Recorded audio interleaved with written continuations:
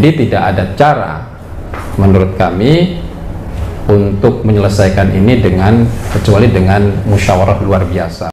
Gus Paris ini hati-hati, MLBNU mengancam jika ini tidak terjadi introspeksi. Begitu Gus? Pimpinan orang gawe NU baru, gawe nega MLB, muktamar luar biasa. Muktamar mah itu ada di dalam garis besar anggaran dasar, anggaran rumah tangga NU.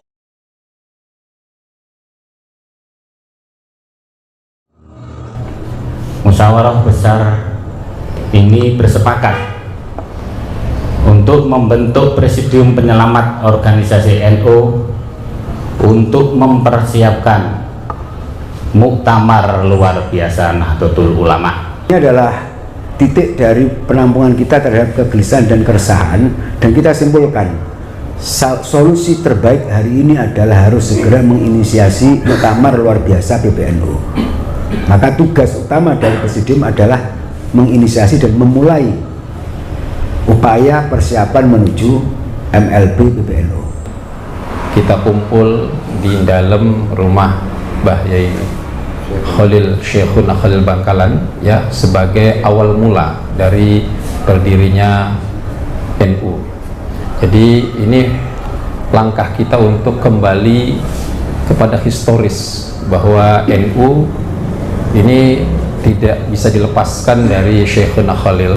Jadi tidak ada cara menurut kami untuk menyelesaikan ini kecuali dengan musyawarah luar biasa. Para pimpinan orang gawe NU baru, gawe nega MLB, muktamar luar biasa.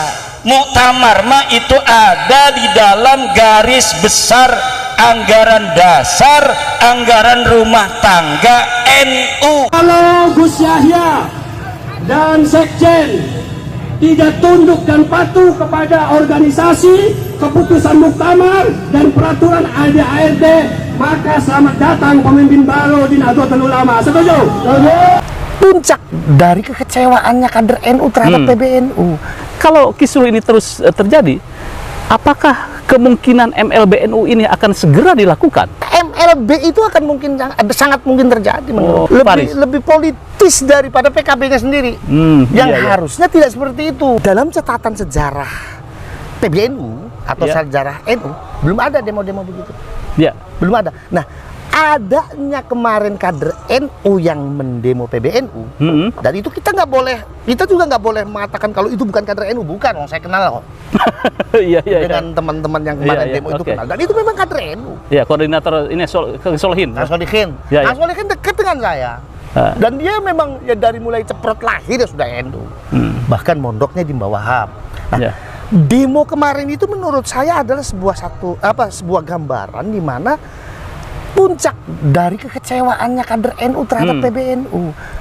Yang ini menurut saya jangan dianggap sebagai sebuah hal yang biasa-biasa saja oleh PBNU. Atau dianggap remeh ya? Iya, karena ketika PBNU itu tidak mampu untuk introspeksi diri, maka MLB itu akan sangat mungkin terjadi menurut saya. Jadi menurut Gus Paris, ketika kisruh ini terjadi, kemudian PBNU tidak melakukan introspeksi diri, MLBNU akan segera dilakukan. Ya bukan akan segera, sangat mungkin terjadi. Sangat mungkin terjadi. Nah, kalau ini terjadi MLBNU ini bagaimana menurut Gus Paris? Ya, semuanya akan berubah. Semuanya akan berubah. Dan kalau mungkin kalau saya sebagai kader NU, kalau mungkin MLB itu maslahat, kenapa enggak? MLB PBNU lah ya. MLB PBNU. Itu kalau memang itu maslahat. Itu why not? Ya why not? Karena begini, karena menurut saya di hari ini sepertinya gitu loh ya. PBNU-nya itu ingin menjadi politik, ingin menjadi partai politik. PBNU lebih perannya itu lebih kepada politis begitu menurut Gus Paris. Lebih politik. politis daripada PKB-nya sendiri, yang harusnya tidak seperti itu. Kalau melihat dari apa yang dicita-citakan oleh para muassis PKB, yang notabene para kiai dan para ulama NU, dan para kiai ulama NU yang pada waktu itu juga ikut terlibat mendirikan PKB, menginginkan tidak seperti itu. Menginginkan NU itu sebagai sebuah jamaiyah dengan kekuatan agama yang sangat luar biasa, dan itu menjadi pondasi. Yang menjadi penjaga cukup PKB saja. Jangan kemudian PBNU-nya ingin menjadi penjaga. Itu tugasnya PKB. Iya, biar tidak saling ini ya. Saling intervensi, kemudian tidak saling overlap gitu ya. Betul. Kenapa saya memberikan penilaian seperti ini, Kang Yusuf ya? Karena reaksi yang muncul itu yang frontal menurut saya dari PBNU. PBNU lebih frontal melihat kayak kemarin lah, contoh lah ya, saya mendengar kabar bahwa PBNU akan membuat tim untuk mengambil PKB. Ini saya nggak ngerti ini maksudnya apa, kok PBNU sampai ke sana gitu loh. Padahal itu kan nggak perlu.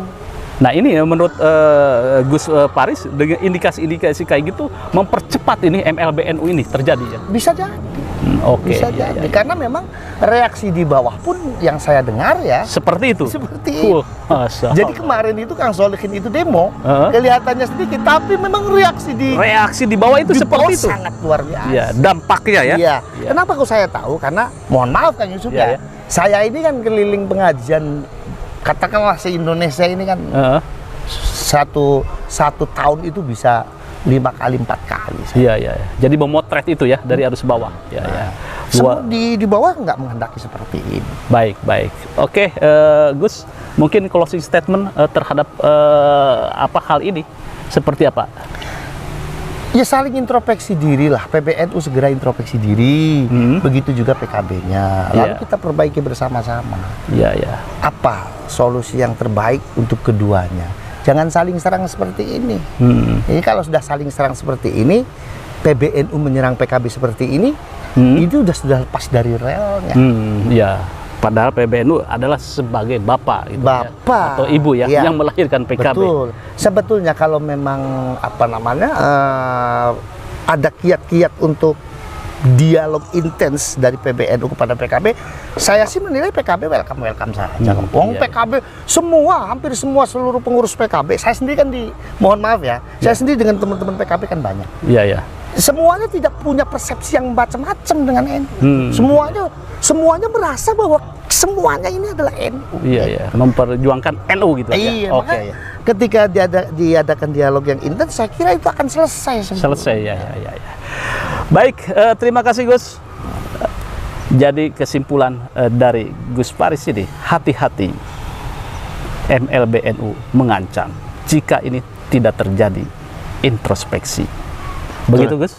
Kita ada musyawarah besar alim ulama yang bertempat di dalam kesepuan Syekhona Khalil Pondok Demangan, Pesantren Demangan, yang dihadiri oleh hampir representasi dari kiai-kiai, ada dari Kepulauan Riau, ada dari Jawa Barat, Jawa Tengah, DIY, Yogyakarta, DIY, kemudian Jawa Timur sendiri, dan beberapa daerah lain yang tadi tidak sempat bisa kita sebutkan.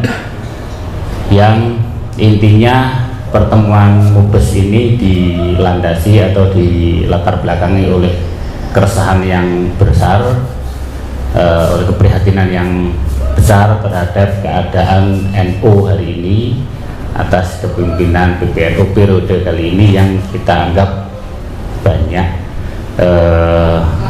melanggar konstitusi Nahdlatul Ulama. Saya kira itu kurang lebihnya latar belakang pertemuan ini, sehingga menghadirkan beberapa rumusan yang sudah kita buat berdasarkan kesepakatan bersama para alim ulama tadi. Saya bacakan langsung ya.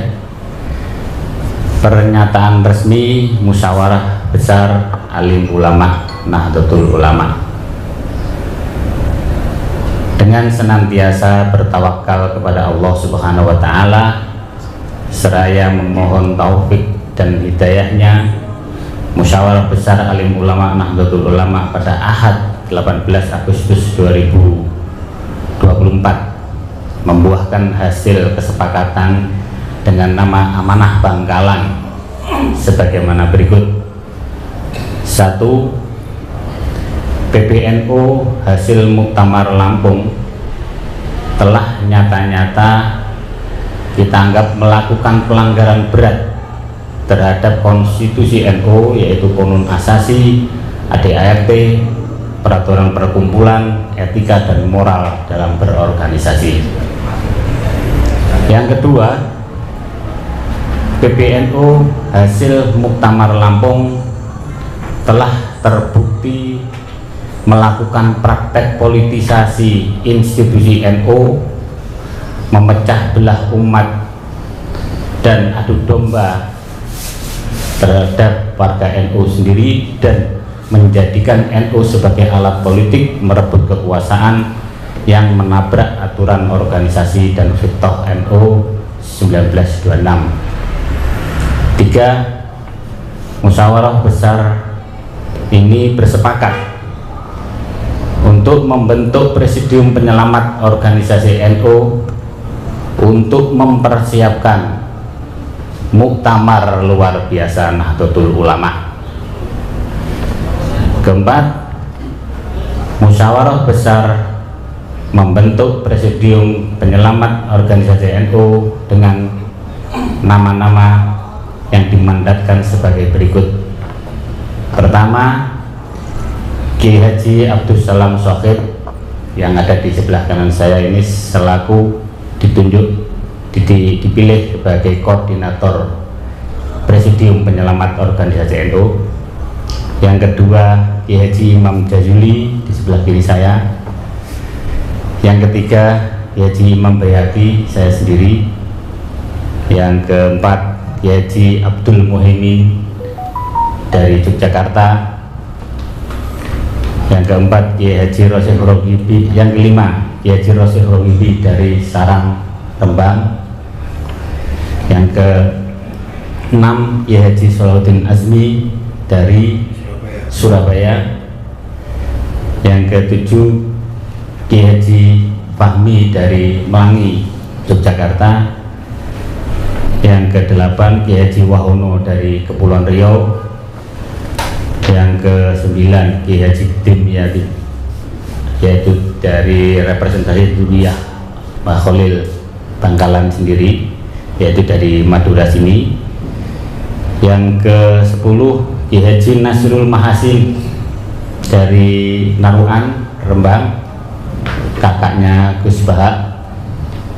Yang ke-11, Kiai Haji Haidar Muhaimin dari Pondok Pesantren Krapyak, Yogyakarta.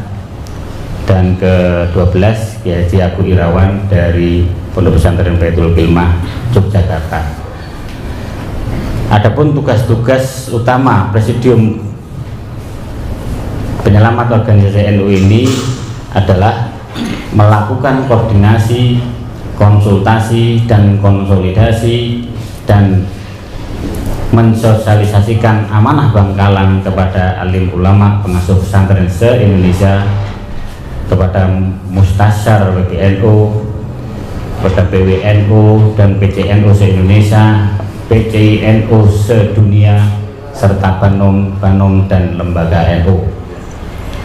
Yang keenam, Musyawarah Besar bersepakat diselenggarakannya forum lanjutan di antara seluruh elemen-elemen Nahdlatul Ulama untuk mencari solusi cepat dan tepat berbagai permasalahan yang ada di tubuh NU, mencari langkah-langkah antisipatif terhadap kecenderungan-kecenderungan perkembangan di masa depan, serta rekonsiliasi di antara sesama saudara atau ukhuwah Nahdliyah. Presidium Nahdlatul Ulama diminta untuk mengambil inisiatif bagi terwujudnya forum tersebut. 7. Presidium berhak melakukan langkah-langkah strategis untuk upaya penyelamatan NU. 8. Sekretariat Presidium ditetapkan di dalam Kesepuhan Pondok Pesantren Benanyar, Jombang. Bangkalan, 18 Agustus 2024. Presidium Penyelamat Organisasi NU. Selanjutnya saya serahkan naskah pernyataan hasil yang kebetulan tadi saya menjadi pemandu acara MUBES. Ini saya serahkan kepada koordinator Presidium Penyelamat Organisasi Nahdlatul Ulama pada Kiai Haji Abdul Salam Shafii.